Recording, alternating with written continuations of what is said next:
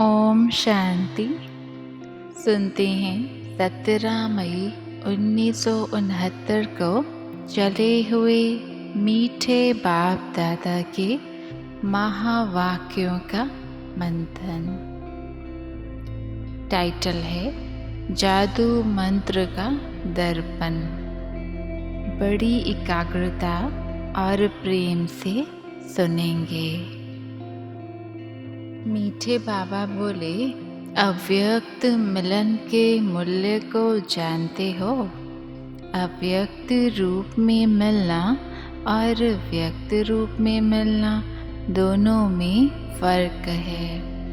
अव्यक्त मिलन का मूल्य है व्यक्त भाव को छोड़ना। यह मूल्य जो जितना देता है उतना ही अव्यक्त अमूल्य अमिलन का अनुभव करता है।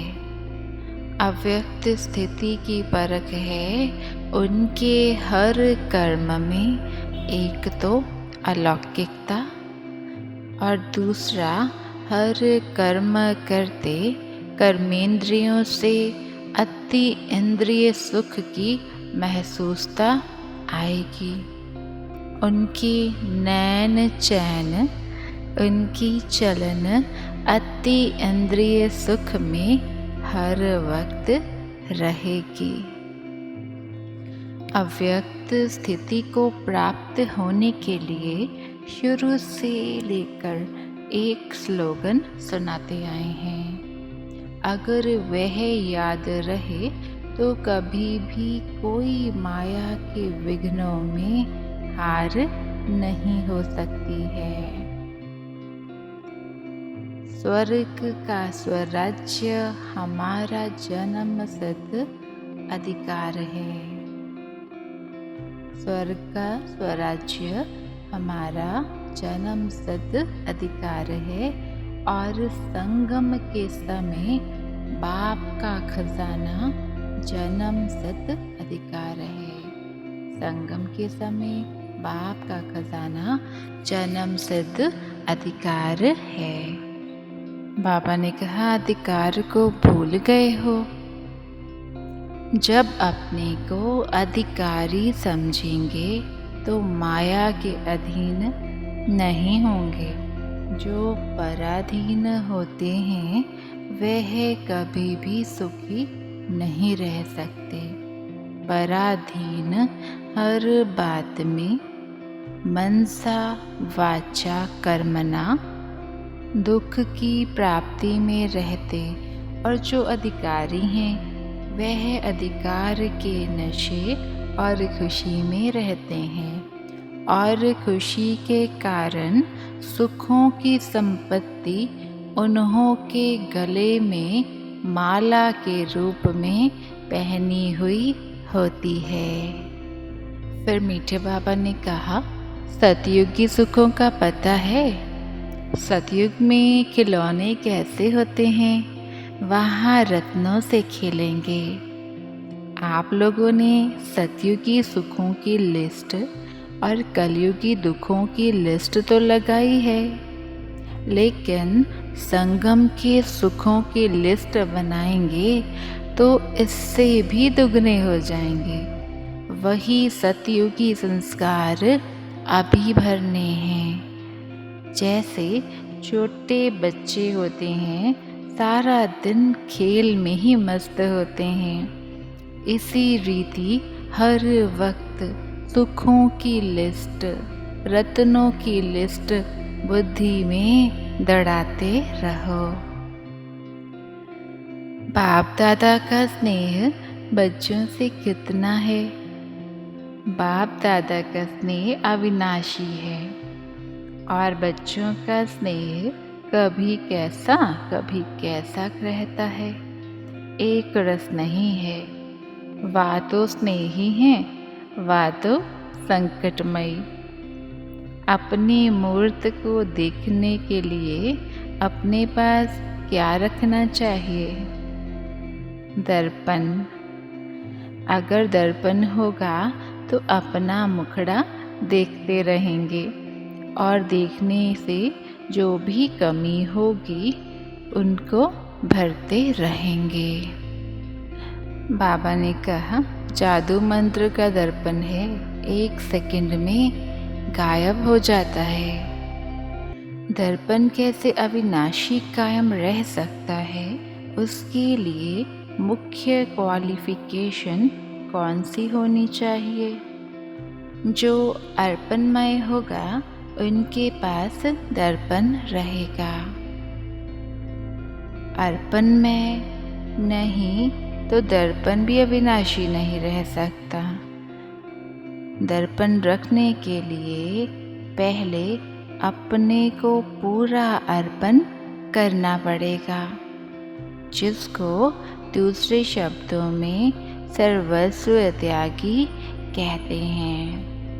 सर्वस्व त्यागी के पास दर्पण होता है।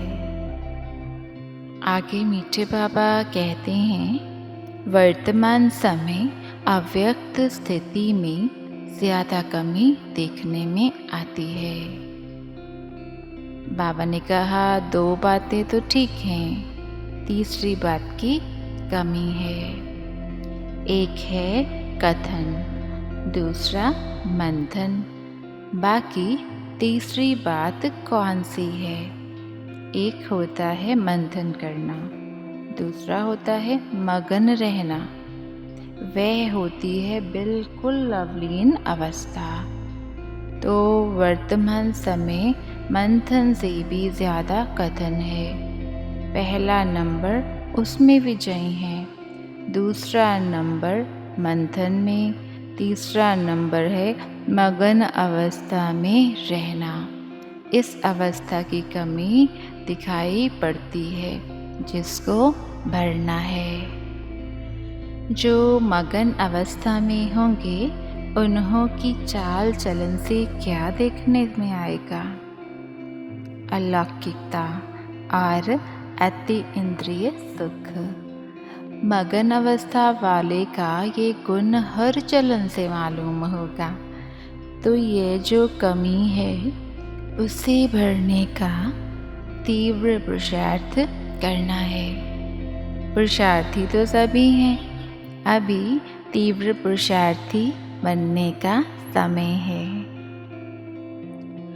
आज कुमारियों की सर्विस के तिलक का दिन है। जैसे आप लोगों के म्यूज़ियम में ताजपोशी का चित्र दिखाया है ना, लेकिन आपकी सर्विस की तिलक के दिवस पर देखो कितनी बड़ी सभा इकट्ठी हुई है।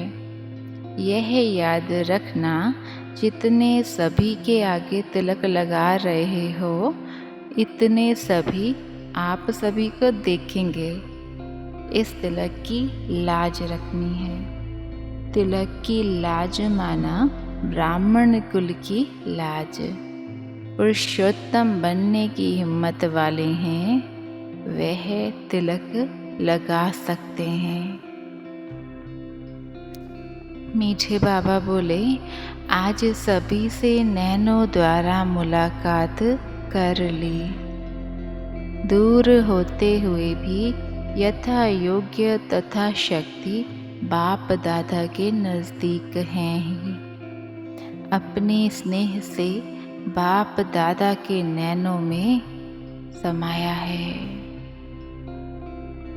इसलिए नूरे रतन कहते हैं, 1-2 से सभी प्रिय हैं। अब सुनते हैं मुरली के मुख्य पॉइंट्स।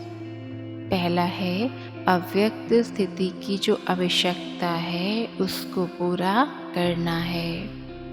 दूसरा है, अधिकार के नशे और खुशी में रहना है। तीसरा, अपने मूर्त को देखने लिए अपने पास दर्पण रखना है।